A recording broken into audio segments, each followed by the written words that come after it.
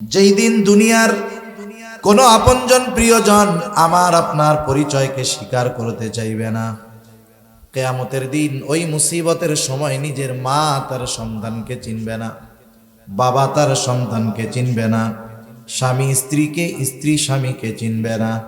আল্লাহ তাআলা কোরআনুল কারীমের মধ্যে সেই অবস্থার কথা বর্ণনা করে বলেন, ইয়াউমা ইয়াফিরুল মারউ মিন আখিহি ওয়া উম্মিহি ওয়া আবিহি ওয়া সাহিবাতিহি ওয়া বানিহি। আল্লাহ তাআলা বলেন কিয়ামতের দিন ভাই ভাইয়ের থেকে পলায়ন করবে, ওয়া উম্মিহি ওয়া আবিহি, পিতামাতা থেকে পলায়ন করবে, ওয়া সাহিবাতিহি ওয়া বানিহি, স্ত্রী সন্তানদের থেকে পলায়ন করবে। কেউ কারো সামনে যাইতে চাবে না, কেউ কারো সাথে দেখা হোক এটাও চাইবে না। বরং মানুষ তো এমনও কথা কিয়ামতের দিন আল্লাহ তাআলার কাছে বলবে আল্লাহ, আপনি দুনিয়ার সব মানুষকে জাহান্নামে দিয়ে হলেও আমাকে আপনি মাফ করে জান্নাত দিয়ে দেন। ওই দিন মা সন্তানকে চিনবে না, অথচ দুনিয়ায় মা সন্তানকে বেশি ভালোবাসে কি বাসে না? কথা বলেন না কেন? বাসে নাকি আপনাদের মা ভালোবাসে নাই আপনাদের? ওই দিন মা দুনিয়ায় যত ভালোবাসুক, মা সন্তানের পরিচয়কে অস্বীকার করবে। কিন্তু রাসূলুল্লাহ সাল্লাল্লাহু আলাইহি ওয়াসাল্লাম ওই মুসিবতের দিন উম্মতকে ভুলবেন না। নবীজি ওই দিন নিজের চিন্তায় চিন্তিত থাকবেন না, নবীজি তার উম্মতের চিন্তায় বিভোর থাকবেন। হাদিসের মধ্যে আসছে নবীজি একবার দৌড়ে চলে যাবেন ফুলসিরাতের কাছে। না জানি তার কোন উম্মত ফুলসিরাত পাড়ি দিতে গিয়ে ব্যর্থ হয়ে যায়। আবার দৌড়ে চলে যাবেন নবীজি হাউজে কাউসারের কাছে। না জানি কোন উম্মত পানি পান থেকে মাহরুম হয়ে যায়। আবার দৌড়ায় চলে যাবেন মিজানের কাছে। না জানি তার কোন উম্মত ওজনের সময় ধরা পড়ে যায়। আবার দৌড়ায় চলে যাবেন জাহান্নামের কাছে। না জানি তার কোন উম্মতকে জাহান্নামে দিয়ে দেওয়া হয়। আবার যখন উম্মতের জন্য কোনো সুপারিশের দরকার হবে, নবীজি আল্লাহর কুদরতি কদমে সেজদায় পড়ে যাবে। এভাবে চলতে থাকবে। সব নবী জান্নাত অভিমুখে রওনা হয়ে যাবে। জান্নাতের দোরগোড়ায় পৌঁছায়া যাবে, দেখবে জান্নাতের দরজা বন্ধ, খোলা হয় নাই। জিজ্ঞাসা করা হবে কি ব্যাপার, জান্নাতের দরজা খোলো না কেন? জান্নাতের পাহারাদারেরা জবাব দিবে, যিনি আসলে জান্নাতের দরজা খোলা হবে তিনি এখনো আসেন নাই। তিনি কে? তিনি কোথায় আছেন? জবাবে বলা হবে তিনি হলেন মুহাম্মাদুর রাসূলুল্লাহ সাল্লাল্লাহু আলাইহি ওয়াসাল্লাম। তিনি না আসা পর্যন্ত জান্নাতের দরজা খোলা হবে না। কোথায় তিনি? তিনি এখনো হাসরের ময়দানে উম্মতের চিন্তায় বিভোর। যতক্ষণ না আল্লাহ তাআলার কাছ থেকে তার ওই উম্মত যার যাররা পরিমাণ ঈমান ছিল তার ব্যাপারেও যতক্ষণ না আল্লাহ তাআলার কাছ থেকে জান্নাতের নিশ্চয়তা নবীজি পাবেন, ততক্ষণ পর্যন্ত নবী নিজে জান্নাতে প্রবেশ করবে না। আমরা ওই নবীর উম্মত যেই নবীর আমাদের প্রতি এত ভালোবাসা, এ ভালোবাসার গভীরতা কত বেশি যে উম্মতের প্রতি নবীজির ভালোবাসার স্বয়ং সাক্ষ্য দিয়েছেন আল্লাহ। কে দিয়েছেন বলেন? রহমাতুল লিল আলামিন। এই রহমতের সুযোগ কাফেররাও গ্রহণ করছে। যাই হোক, নবীজি তো উম্মতের জন্য বিশেষ অনুগ্রহ। এই জন্য উম্মতের প্রতি নবীজিরও আলাদা দরদ, মোহাব্বত, ভালোবাসা, মায়া ছিল। নবীজিও কিন্তু আমাদের ভালোবাসতেন। নবীজির ভালোবাসা কেমন ছিল আমাদের উপর? হাদিসের মধ্যে পাওয়া যায় আব্দুল্লাহ ইবনে আমর ইবনুল আস রাদিয়াল্লাহু তাআলা একদিন মজলিসের মধ্যে বসে আছেন। তিনি বলেন আন্নান নবিয়্য সাল্লাল্লাহু আলাইহি ওয়াসাল্লাম তালা মা নাযালা ফি ইব্রাহিম আলাইহিস সালাম। রাসূল আকরাম সাল্লাল্লাহু আলাইহি ওয়াসাল্লাম তিলাওয়াত করলেন আল্লাহ রাব্বুল আলামিন যা ইব্রাহিম আলাইহিস সালামের ব্যাপারে নাজিল করেছেন ইব্রাহিম আলাইহিস সালামের ব্যাপারে আল্লাহ তাআলা কি নাজিল করলেন? ইব্রাহিম আলাইহিস সালাম তার গুনাহগার উম্মতের জন্য আল্লাহ তাআলার কাছে দোয়া করেছে। ইব্রাহিম আলাইহিস সালাম গুনাহগার উম্মতের জন্য আল্লাহ তাআলার কাছে ক্ষমা প্রার্থনা করেছেন, দোয়া করেছেন। কারণ প্রত্যেকটা নবী তার উম্মতকে ভালোবাসে। উম্মত নেককার হোক আর বদকার হোক, মুমিন হোক আর কাফের হোক, প্রত্যেকটা নবী তার উম্মতকে ভালোবাসে। বাস্তবতা হলো কখনো কখনো এমন হয় নেককারের চাইতে বদকারের জন্য চিন্তা আরো বেশি হয়। যেমন কারো যদি একাধিক সন্তান থাকে, 2, 3, 4টা ছেলে, এর মধ্যে 3 জন ভালো, 1 জন খারাপ। এখন বলেন তো, মা বাপ এই ভালো 3 জন নিয়ে চিন্তা করে বেশি না খারাপটা নিয়ে? ওইটার জন্য চিন্তা করে বেশি। যখন দোয়া করে, দোয়ার মধ্যে আল্লাহ তাআলার কাছে বলে, আল্লাহ আমার এই সন্তানটাও যদি বাকিগুলার মতো ভালো হয়ে যাইতো, আমি মইরাও শান্তি পাইতাম। এইরকম বলে কি বলে না? তার মানে দেখেন, সন্তান যদিও খারাপ, সন্তানের জন্য হালাক হয়ে যাওয়ার দোয়া কোনো মা বাবা করে না। মোহাব্বতের কারণে ওই খারাপ সন্তানের জন্য আল্লাহ তাআলার কাছে হেদায়েতের দোয়া করে। বলেন তো, মা বাবা তার সন্তানকে যত ভালোবাসে, তার চাইতে বেশি ভালোবাসেন নবীজি। মা বাবার চাইতে আমাদেরকে বেশি ভালোবাসে। ইব্রাহিম আলাইহিস সালাম তার গুনাহগার উম্মতের জন্য দোয়া করতেছে, রব্বি ইন্নাহুন্না আযলালনা কাসীরাম মিনান নাস ফামান তাবিআনি ফাইন্নাহু মিন্নি ওয়া মান আসানি ফাইন্নাকা গফুরুর রহিম।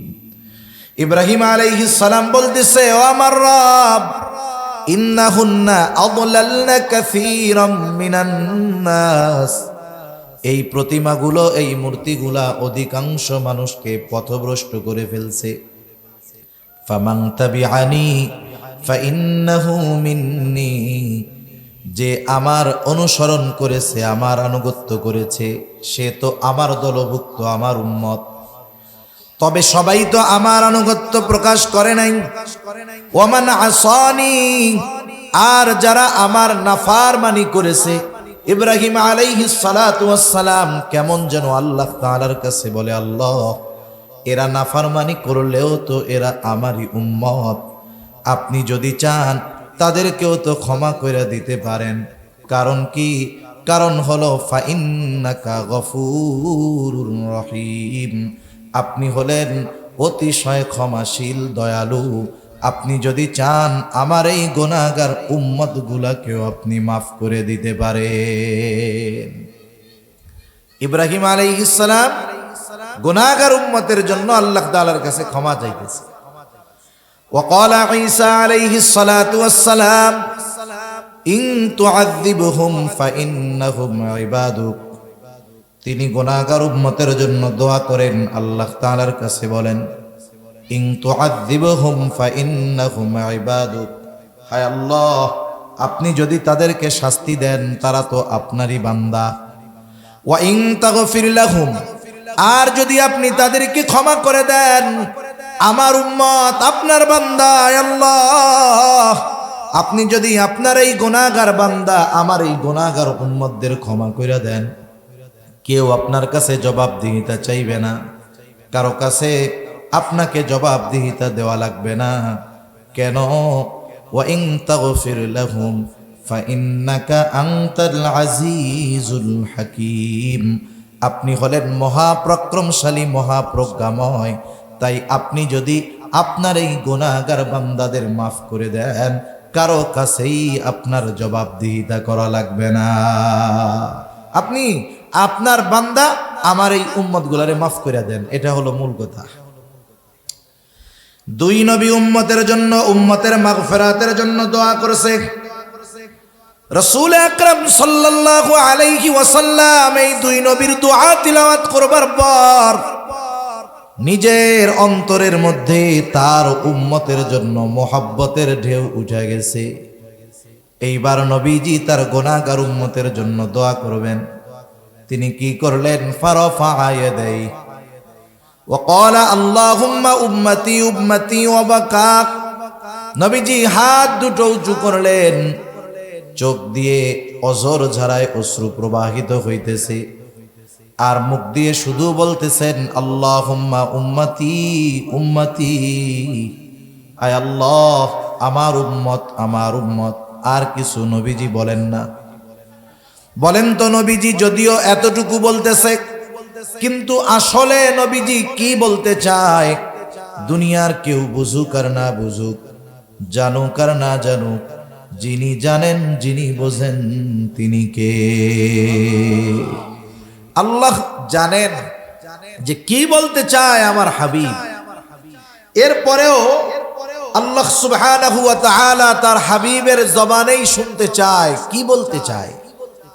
যেমন দেখেন মাদ্রাসার মধ্যে বৃহস্পতিবার বিকাল বেলায় যখন ছোট ছোট ছাত্ররা ওস্তাদের সামনে গিয়া আসরের পরে কান্না করে, গিয়া বসে থাকে হুজুরের কাছে, সামনে গিয়া কি করে? কান্না করে, কাঁদতেছে। এখন বলেন তো যে কান্না কেন করে? হুজুর বোঝে কি বোঝে না? ভাই সাউন্ডটা বাড়ানো গেলে একটু বাড়াইয়েন, তাহলে আমার একটু কষ্ট কম হবে আর কি। তাহলে দেখেন হুজুরের সামনে গিয়ে ছাত্র যখন কান্না করে, বলেন তো বৃহস্পতিবার আসরের পরে হুজুরের সামনে গিয়া ছোট ছাত্র যখন কান্না করে, কিছুই বলা লাগবে না, কান্না করার কারণে হুজুর কি বুঝে বলেন তো? হ্যাঁ কি বুঝে? সে ছুটি চায়, বাসায় যাবে। হুজুর বুঝে, কিন্তু এরপরেও বলে কান্দো কেন, কান্না করো কেন? ও কিছু বলে না, ওর কান্না আরো বাড়ে। হুজুর বলে এই যতক্ষণ না তুমি বলবা কি জন্য কান্না করো কাজ হবে না। এবার কান্না করতে করতে বলে হুজুর আমি বাসায় যাব। এবার কি বলে? হুজুর যাও তোমার ছুটি, আগামী দিন আবার সন্ধ্যার আগে চলে আসবা। এখন যখন ছুটির ঘোষণা পাইছে, কান্দা আছে নাকি? চোখের পানি শুকানোর আগে দেখবেন মুখের মধ্যে হাসি ফুটে উঠছে। আল্লাহ রাব্বুল আলামিন জানেন নবীজি কি বলতে চায়। এরপরেও জিবরাইল আলাইহিস সালাতু ওয়াস সালামকে বলতেছে, জিবরাইল যাও, মুহাম্মদ কেন কান্না করে, কান্নার কারণ জিজ্ঞাসা করো। জিবরাইল আলাইহিস সালাতু ওয়াস সালাম হাজির, এসে বলে ইয়া রাসূলুল্লাহ আপনার কান্নার কারণ কি? যদিও আল্লাহ তাআলা সব জানেন, এরপরেও তিনি জানতে চান। এইবার নবীজি উম্মতের ব্যাপারে সব কথা জিবরাইল আলাইহিস সালামের কাছে বললেন। উম্মতের ক্ষমার কথা, মাফের কথা জিবরাইল আলাইহিস সালাম আল্লাহ তাআলার কাছে গিয়ে বললেন, আল্লাহ আপনার হাবিবের কান্নার কারণ হইল এইটা। আল্লাহ তাআলা জিবরাইল আলাইহিস সালাতু ওয়াস সালামকে বললেন, যাও আমার হাবিব মুহাম্মদকে জানায় দাও, আমি অচিরেই তাকে তার উম্মতের ব্যাপারে সন্তুষ্ট করব, তাকে আমি তার উম্মতের ব্যাপারে অসন্তুষ্ট করব না। নবীজির কাছে আয়েশা জিবরাইল আলাইহিস সালাম এই খবর জানায় দিলেন।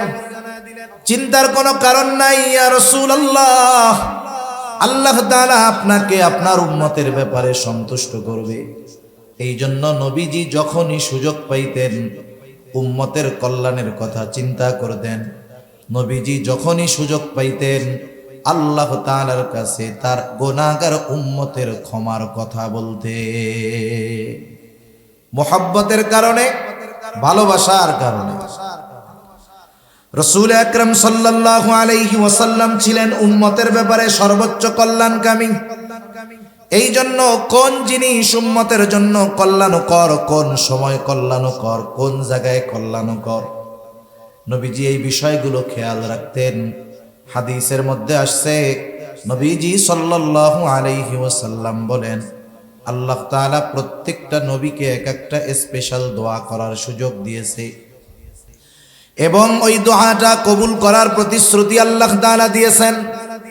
সব নবী দুনিয়ায় তার উম্মতের ব্যাপারে ওই দোয়া করে ফেলছে, আর ওই দোয়াটা আমি সংরক্ষণ করে রেখেছি।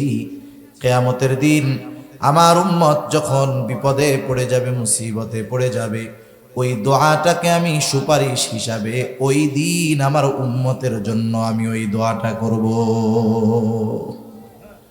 নবীজি জানেন যে দুনিয়ায় এই দোয়াটা করার চাইতে আখেরাতে কাজে লাগবে বেশি, এই জন্য দুনিয়াতে না কইরা আল্লাহ নবী আখেরাতের জন্য ওইটারে জমায় রাখছেন। রাসূল আকরাম সাল্লাল্লাহু আলাইহি ওয়াসাল্লাম উম্মতের পথভ্রষ্টতার কারণে নবীজি চিন্তিত হয়ে যাইতেন, দ্বীনের উপরে না আসার কারণে নবীজি চিন্তিত হয়ে যাইতেন। নবীজি যখন প্রাথমিক দিকে মক্কার কাফেরদের মধ্যে দাওয়াত দেন, যদিও কাফেরদের মধ্যে দাওয়াত দেন, তথাপি কাফেররাও নবীজিকে ভালো মতো চিনে, নবীজিও তাদেরকে চিনেন। কোনো অপরিচিত পরিবেশে গিয়ে উনি দাওয়াত দিয়েছেন বিষয়টা এমন নয়, বরং মক্কার মানুষেরা নবীজির 40 বছরের হায়াত সম্পর্কে জানে। তাদের সামনে নবীজির শৈশব, কৈশোর, যৌবন অতিবাহিত হয়েছে। তারা জানে মুহাম্মদ কেমন মানুষ, মুহাম্মাদের চরিত্র কেমন। মক্কার কাফেররা খুব ভালো মতো জানে। এই জন্যই তো মক্কার কাফেরেরা আমার আপনার নবীজি নবুয়ত প্রাপ্ত হওয়ার আগেই ওই মক্কার কাফেরেরা আমার আপনার নবীজির চরিত্র মাধুরীতে সন্তুষ্ট হয়ে নবীজির উপাধি দিয়েছে আল আমিন, আস-সাদিক, সত্যবাদী, আমানতদার। ওই সত্যবাদী আমানতদার মানুষটা যখন ওই মক্কার কাফেরদের কাছে গিয়ে চিরন্তন সত্যর দাওয়াত দেওয়া শুরু করলেন, মক্কার কাফেররা নবীজির দাওয়াত গ্রহণ করেন না।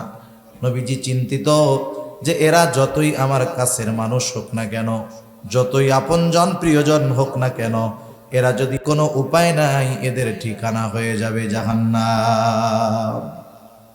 নবীজি চিন্তিত হয়ে গেছেন।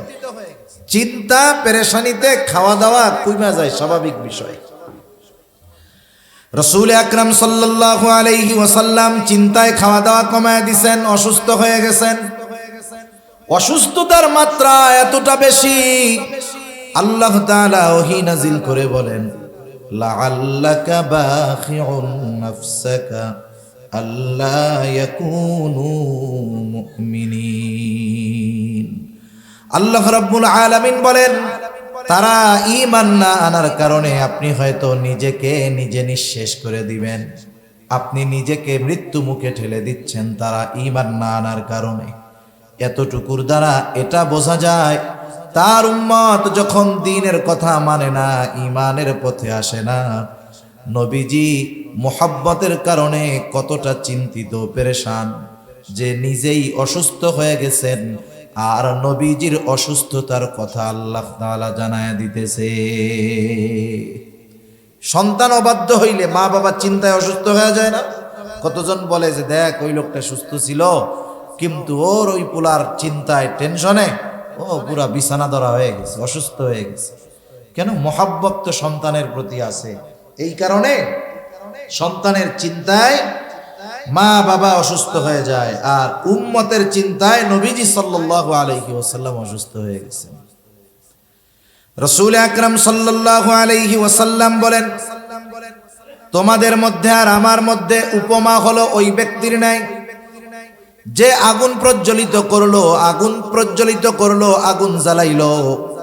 আগুন জ্বালানোর পরে চতুর্দিক দিয়ে পোকা মাকড় এসে হাজির। চতুর্দিক দিয়ে পোকা মাকড় লাফায়া লাফায়া আগুনের মধ্যে পড়ে আর মরে। লোকটা যতই সরায় দেওয়ার চেষ্টা করে পোকগুলা সরে না, বরং প্রতিযোগিতা দিয়ে আগুনের মধ্যে আইসা পড়ে, পুড়ে আর মরে। নবীজি বলেন, আমিও তোমাদের কোমর ধরে ধরে জাহান্নাম থেকে টেনে আনি, জাহান্নামের দিক থেকে টেনে আনি, কিন্তু তোমরা আমার হাত থেকে ছুটে পুনরায় জাহান্নামের দিকে ধাবিত হয়ে যাও। শুধু তাই না, রাসূলুল্লাহ সাল্লাল্লাহু আলাইহি ওয়াসাল্লামের উম্মতের প্রতি কত দরদ। উম্মতের দ্বারা আঘাত প্রাপ্ত হওয়ার পরেও নবীজি উম্মতের জন্য বদদোয়া করেন নাই।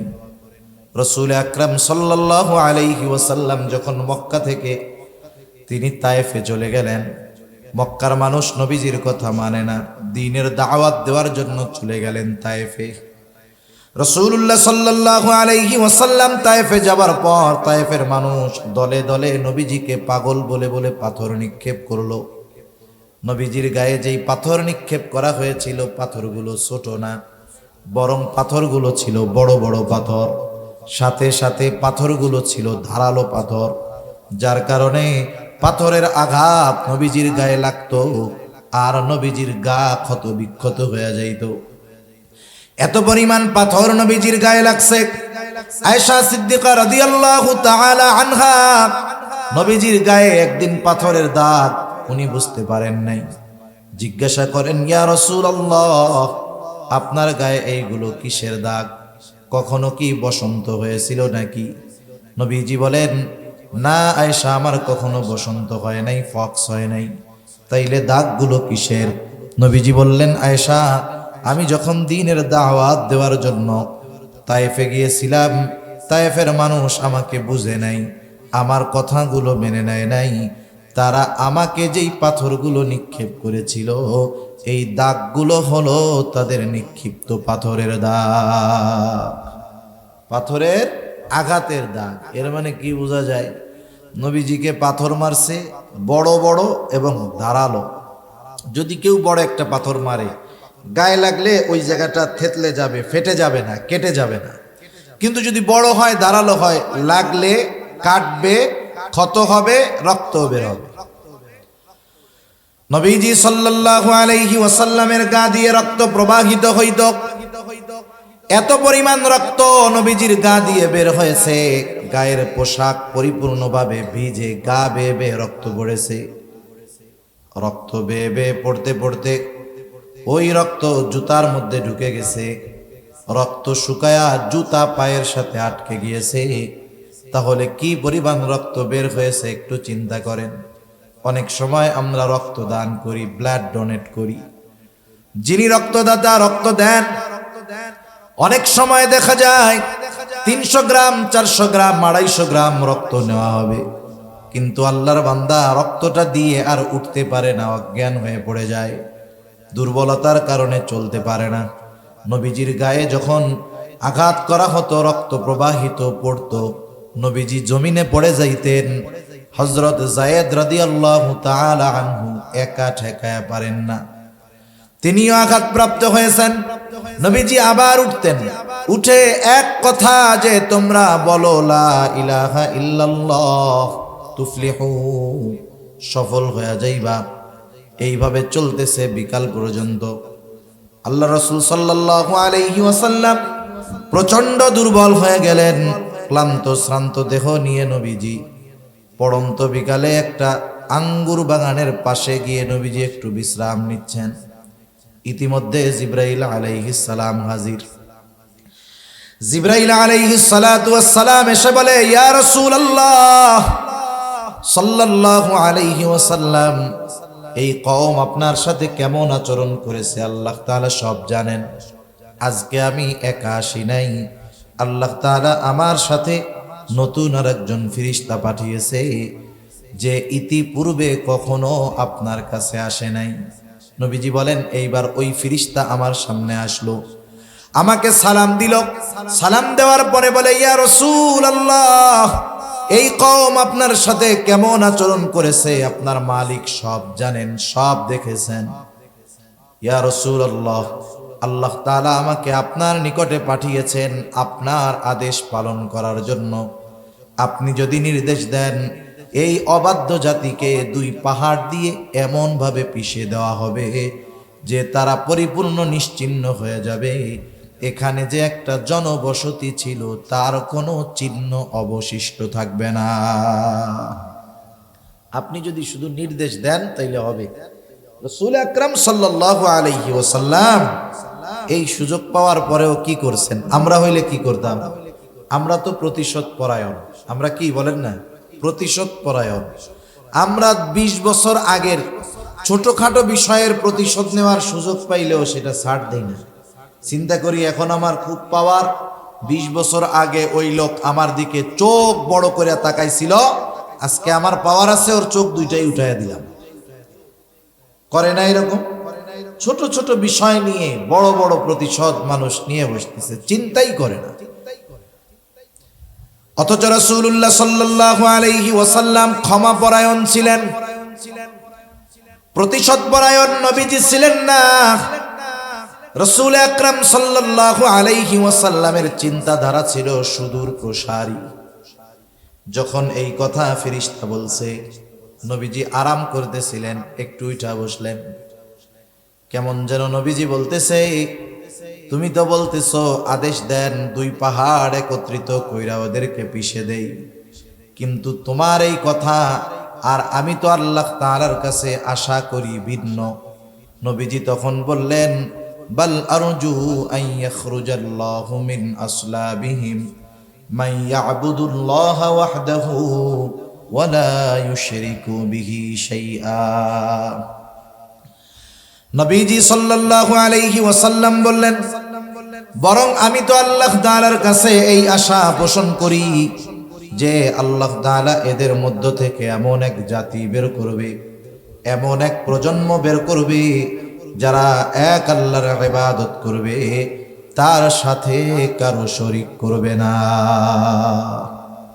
তুমি তো বলতেছো আদেশ দেন দুই পাহাড় মিশাইয়া পিষে দেই, আর আমি তো আশা করতেছি এদের অবস্থা যা হয় হোক, হয়তো আল্লাহ তাআলা এদের মধ্য থেকে এমন মানুষ বের করবে যে ওরা এক আল্লাহর ইবাদত করবে, কারো সাথে শরীক করবে না। নবীজি সাল্লাল্লাহু আলাইহি ওয়াসাল্লামের কিয়ামত পর্যন্ত যত উম্মত আসবে তাদের প্রতি ভালোবাসার নিদর্শন নবীজি রেখে গেছেন। রাসূলুল্লাহ সাল্লাল্লাহু আলাইহি ওয়াসাল্লাম একদিন সাহাবায়ে কেরামের সাথে পথ চলতেছিলেন।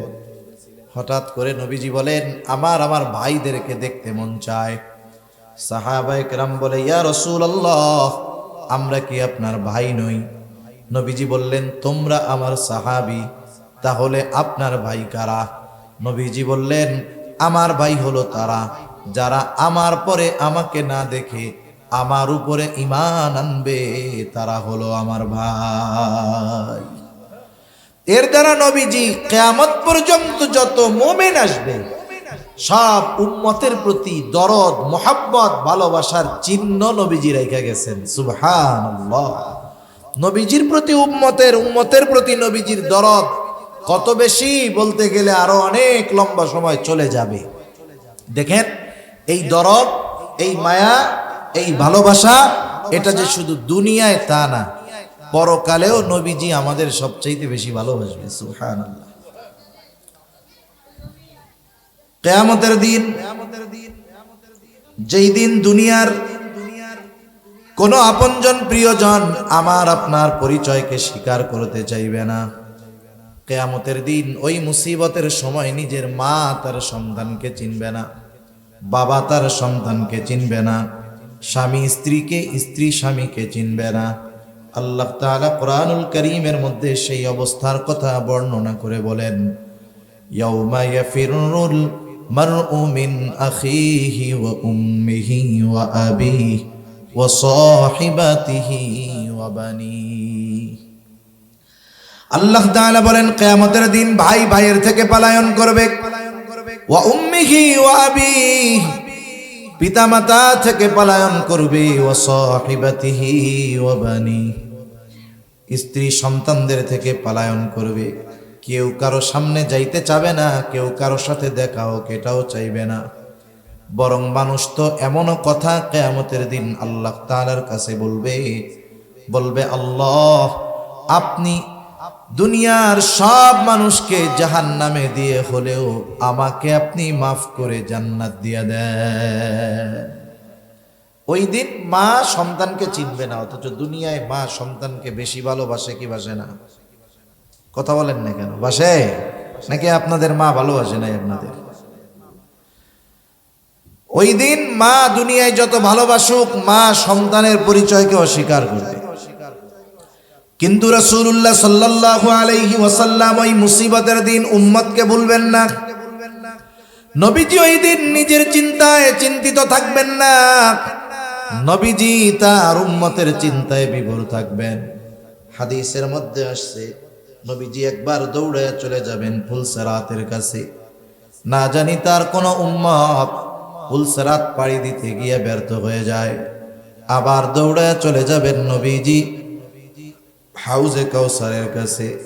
না জানি কোন উম্মত পানি পান থেকে মাহরুম হয়ে যায়, আবার দৌড়ায় চলে যাবেন মিজানের কাছে।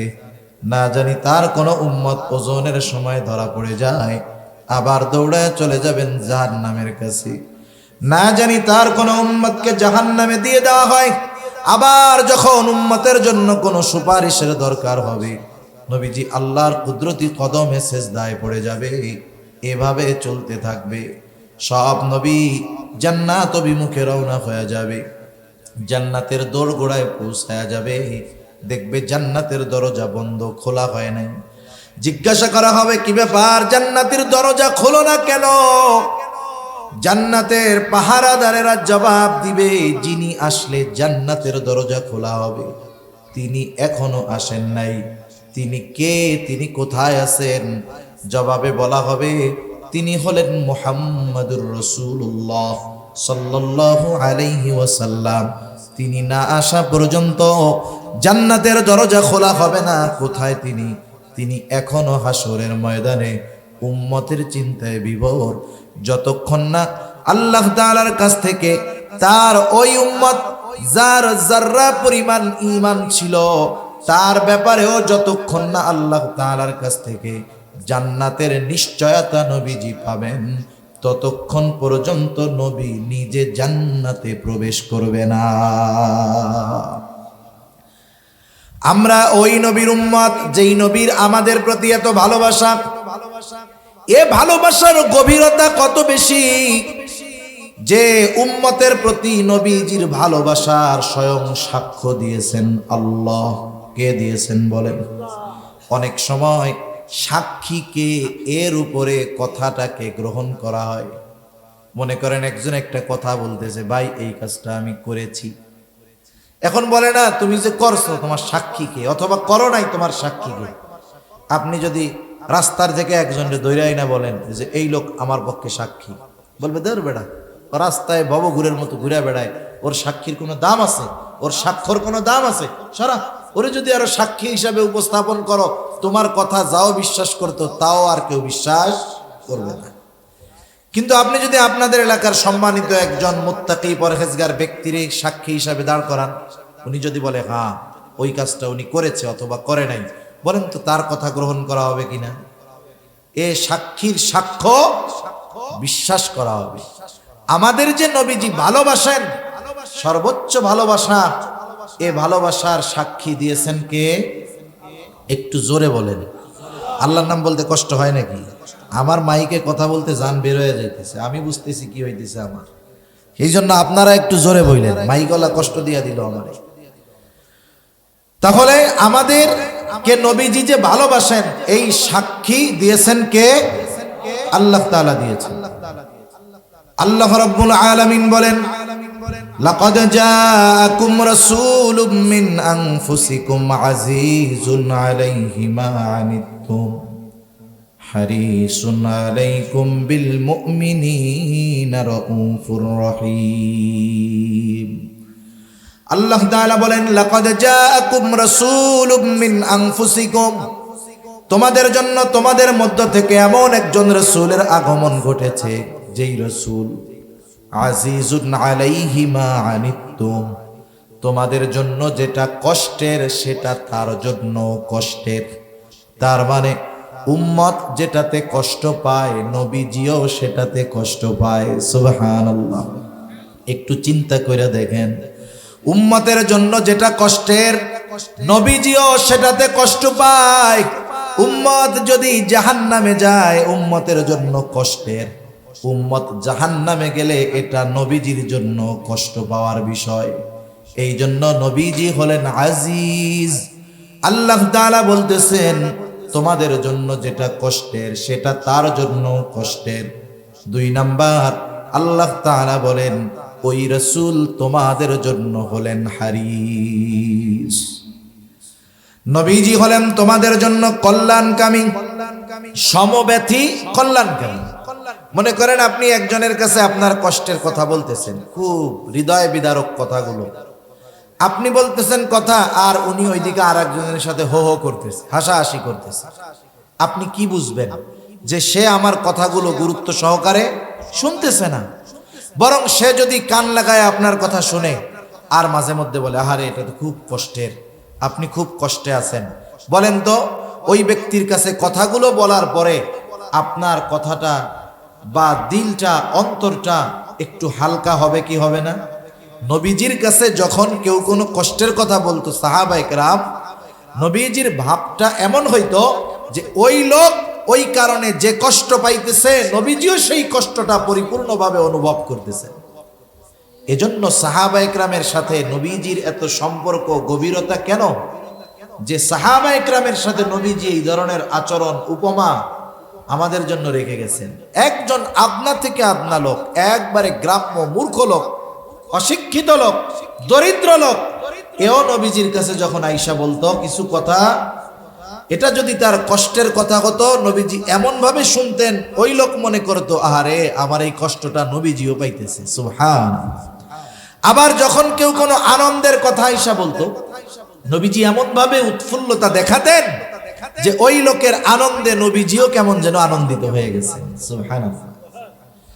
এজন্য নবীজি ছিলেন সমব্যথী, উম্মতের জন্য কল্যাণকামী, আর মুমিনদের জন্য বিশেষ করে বিল মুমিনিনা রাউফুর রহিম।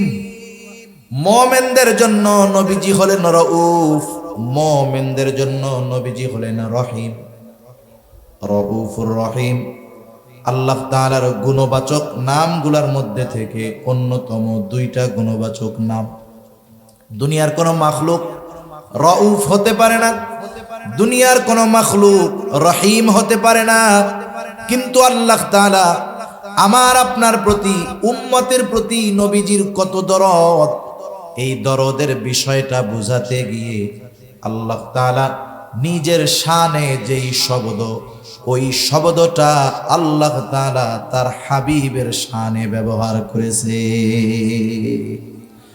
আল্লাহ তাআলা বলতেছে শোনো, এমন রাসূল যেই রাসূল মুমিনদের জন্য রউফ, অতি সদয়, পরম দয়ালু মুমিনদের জন্য। এ কথার দ্বারা কি বোঝা যায়? মুমিন যে তার উম্মতকে কত মহব্বত করেন, ভালোবাসেন, এই ভালোবাসা দুনিয়ার কোনো ক্যালকুলেটর দিয়ে হিসাব করা যাবে না। এ ভালোবাসা কত গভীর, কত বেশি, এই ভালোবাসার স্বয়ং সাক্ষী দিলেন কে? এর দ্বারা এ কথা সুস্পষ্ট যে নবীজি আমাদেরকে কল্পনাতীত ভালোবাসেন। এখন স্বাভাবিক মানুষের যুক্তি কি বলে?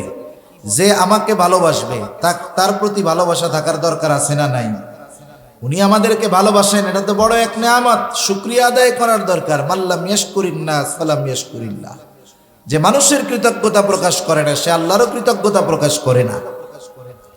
এখন আমাদের কাজ কি? নবীজিকে ভালোবাসা, ঠিক না বলেন? নবীজি মা বাবার চাইতে বেশি ভালোবাসে না কম ভালোবাসে? তাইলে নবীজিকে আমাদের কি মা বাবার চাইতে বেশি ভালোবাসতে হবে না কম ভালোবাসতে হবে? বলেন তো, আমরা আমাদের নিয়ে যত চিন্তিত তার চাইতে নবীজি বেশি চিন্তিত না কম চিন্তিত? এটা মনে রাখেন। আমরা আমাদের ব্যাপারে যত চিন্তিত, আমরা নিজের ব্যাপারে যত চিন্তিত, তার চাইতে নবীজি আমাদের ব্যাপারে বেশি চিন্তিত। সুবহানাল্লাহ। এখন সেই নবীর প্রতি আমাদের জীবনের চাইতে বেশি ভালোবাসা থাকার দরকার আছে না নাই? আরে মা বাবার প্রতি ভালোবাসা আপ ডাউন হওয়ার সুযোগ আছে। মা বাবার প্রতি ভালোবাসা বাড়বে, কিন্তু মা বাবা যদি আল্লাহর নাফরমানি করে ভালোবাসা কমবে। যদি প্রয়োজনে বাবার বিরুদ্ধে অস্ত্র ধারণ করতে হয় দিনের কারণে, অস্ত্র ধারণ করতে হবে। সাহাবায়ে কেরাম দেখায় গেছে, ঠিক কিনা বলেন? উপমা উদাহরণ আছে, বুড়ি বুড়ি ঘটনা আছে, বলার সুযোগ নাই।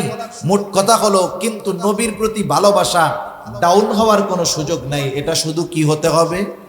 আপ হতে হবে, মাইনাস হওয়ার কোনো সুযোগ নাই। ওয়ে নাই, একটাই পথ, নবীজিকে ভালোবাসতেই হবে। কারণ নবীজির ভালোবাসার সম্পৃক্ততা ঈমানের সাথে। কিসের সাথে বলেন? ঈমানের সাথে। ভালোবাসার সাথে ঈমানের সংযোগ, এজন্য এই ভালোবাসা কমানোর সুযোগ নাই। এ কথা নবীজিও বলেন, লা ইউমিনু আহাদুকুম হাত্তা আকুনা আহাব্বা ইলাইহি মিন ওয়ালিদিহি ওয়া ওয়ালাদিহি ওয়ান নাসি আজমাইন।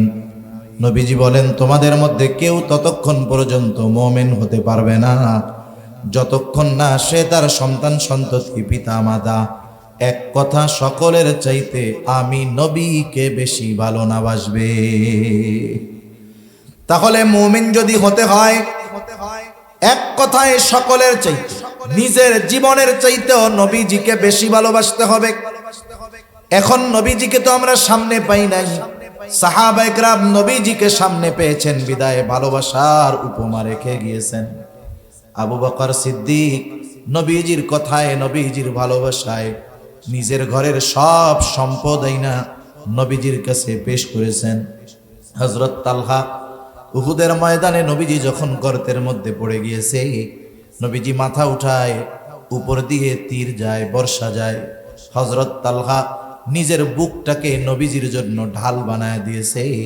কিন্তু আমরা তো নবীজিকে সামনে পাই নাই, তাহলে নবীজিকে সর্বোচ্চ ভালোবাসার উপমা আমরা কেমনে দেখাবো এ বিষয়টাও নবীজি আমাদের জানায় গিয়েছে।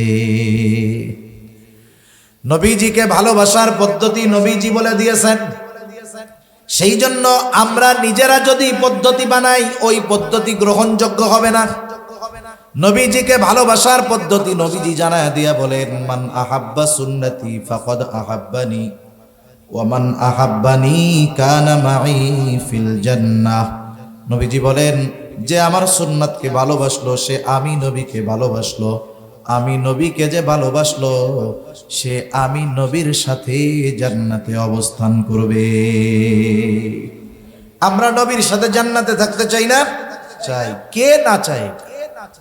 সাহাবায়ে কেরাম যখন শুনছেন যে যাকে ভালোবাসে তার সাথে অবস্থান করবে, এর চাইতে বেশি খুশি ওনারা আর হন নাই এই কথা শুই না।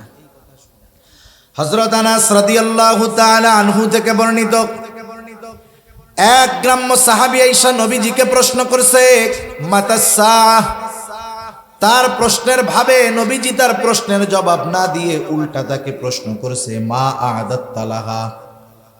তুমি যে কিয়ামতের জন্য অপেক্ষা করতেছো, কিয়ামত কখন আসবে বলতেছো, তুমি কিয়ামতের জন্য কি প্রস্তুতি নিয়েছো?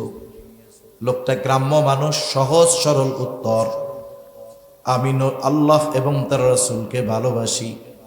নবীজি দেখলেন এই লোকের কথার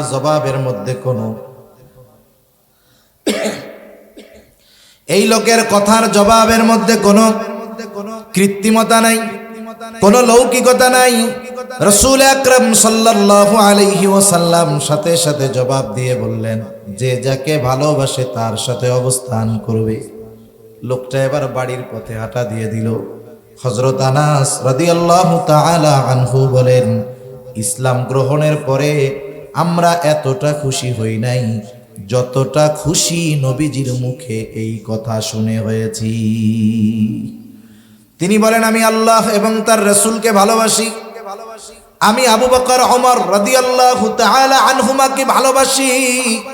যদিও তাদের মতো আমল করতে পারি নাই, তবে আমি এই ব্যাপারে আশা করি জান্নাতে আমি রাসূলুল্লাহ সাল্লাল্লাহু আলাইহি ওয়াসাল্লাম, আবু বকর এবং ওমর রাদিয়াল্লাহু তাআলা আনহুমার সঙ্গী হতে পারবো। ভালোবাসার কারণে। কিসের কারণে?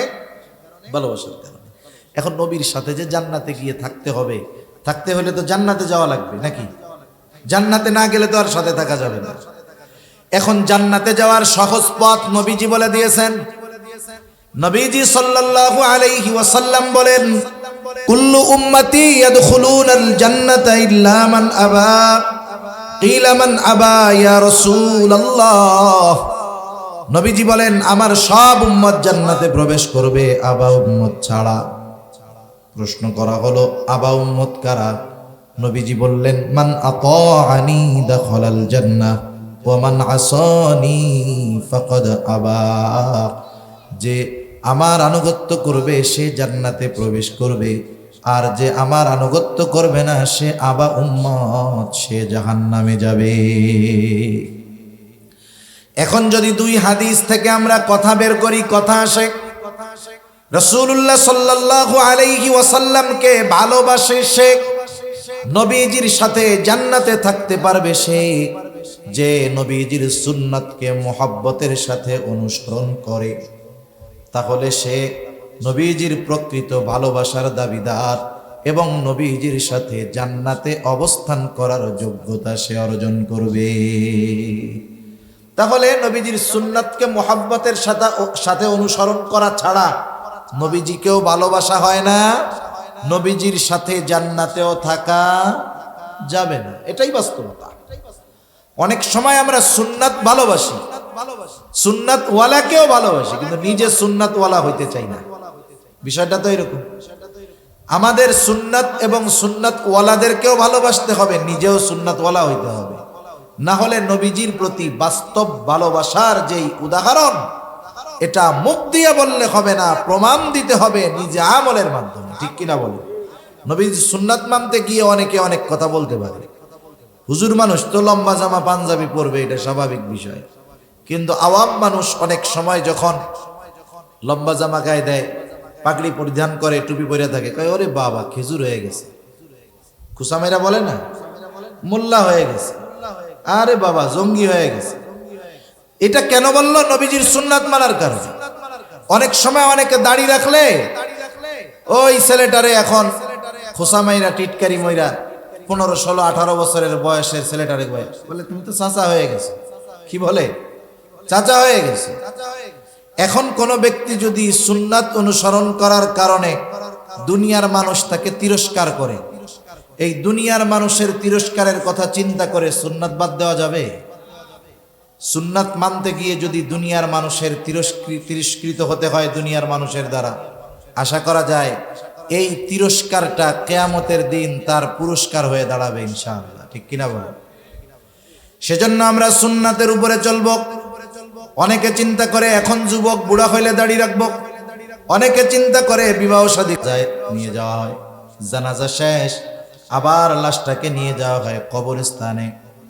এইবার কবরের মধ্যে দুই আল্লাহর বান্দা নামেন, উপর থেকে লাশটাকে সুন্দরভাবে নিচে ধরায় দেওয়া হয়। এই যে যখন লাশকে কবরে রাখা হয়, এই সময় একটা দোয়া পড়া হয়। বলেন তো সেই দোয়াটা কি? জানা আছে আপনাদের? জানা আছে? মাথা নাড়েন কেন? মুখ দিয়ে কথা কইতে পারেন না? জানা আছে নেই? কি দোয়া পড়ে বলেন তো? এই তো মাশাআল্লাহ সবাই জানেন। বিসমিল্লাহি ওয়া আলা মিল্লাতি রাসূলিল্লাহ। মারা গেলে, আমি মারা গেলে আমার ক্ষেত্রেও পড়া হবে। যেই মারা যাক পড়া হবে। যদি খালি নামটা মুসলমান থাকে তার ক্ষেত্রেই এই দোয়াটা পড়া হবে। আজীবন দোয়াটা আমরা পড়লাম, আমাদেরকেও পড়া কবরে রাখবে। কিন্তু এই দোয়ার একটা সারমর্ম আছে, এটা আমরা কখনো বুঝি না। এই দোয়ার মধ্যে কি বলি? মূলত শাব্দিক অর্থটা রাখেন, মূলত কথাটা কি বলি? বলি আল্লাহ, আপনার নামে এমন এক ব্যক্তিকে এখন কবরস্থ করতেছি যে আপনার রাসূলের মিল্লাত তথা সুন্নাতের উপরে গোটা জীবন অতিবাহিত করেছে। সে গোটা হায়াত সুন্নাতের উপরে চলছে, রাসূলের মিল্লাতের উপরে চলছে, অর্থাৎ রাসূলের সুন্নাতের উপরে চলছে। রাসূলের সুন্নাতের উপরেই সে মরছে এবং ওই সুন্নাত অবস্থায় তাকে আমরা কবরস্থ করতেছি। আয় আল্লাহ, আপনার নামে। এখন বলেন তো, দেখা গেল যাকে এই দোয়া পড়ে কবরে রাখা হলো, ইসলাম বিদ্বেষী নাস্তিক শাহরিয়ার কবিরকে এই দোয়া পড়াই কবরে রাখবে। মুনতাসির মামুনরেও এই দোয়া পড়া কবরে রাখবে, রাখবে না? এখন গোটা জীবন যারা সুন্নাত মানে নাই, সুন্নাতের উপরে চলে নাই, তাকে যখন এই দোয়া পড়ে কবরে রাখা হবে, বলেন তো তার ক্ষেত্রে দোয়াটা সত্য হবে নাকি মিথ্যা হবে? নিঃসন্দেহে মিথ্যা। নিজের কাছে নিজে প্রশ্ন করবেন, একটু বাড়িতে গিয়ে ফিকির করবেন, আমি তো সুন্নাত মানি না, সুন্নাতের উপরে চলি না। আগামী দিন যদি মারা যাই, আমাকেও এই দোয়া পড়ে কবরে রাখা হবে, কিন্তু ওই দোয়াটা আমার ক্ষেত্রে সত্য হবে নাকি মিথ্যা হবে? এটা একটু একাকী নিরিবিলি চিন্তা করবেন। যদি বাস্তবে কথার সাথে তার সূরাতের মিল হয় তাহলে তো কামিয়াব, আর যদি কথার সাথে সূরাতের মিল না হয় তাহলে অনন্তকালের ওই দীর্ঘ সফর শুরু হবে তার মিথ্যা দিয়ে, ঠিক কিনা? এজন্য আমরা নবীজির ভালোবাসা সুন্নাত অনুসরণের মাধ্যমে প্রমাণ দিব ইনশাআল্লাহ। আল্লাহ সুবহানাহু ওয়া তাআলা আমাদের সবাইকে যথাযথভাবে সুন্নাতের অনুসারী হওয়ার তৌফিক আল্লাহ তাআলা দান করুন, সকলে বলি আমিন। আল্লাহ তাআলা আমাদের হৃদয়কে আল্লাহ এবং তার রাসূলের মুহাব্বত দিয়ে ভরপুর করে দিন, সকলে বলি আমিন। ওয়া আখিরু দাওয়ানা আনিল হামদুলিল্লাহি রাব্বিল আলামিন। আসসালামু আলাইকুম ওয়া রাহমাতুল্লাহি ওয়া বারাকাতুহু।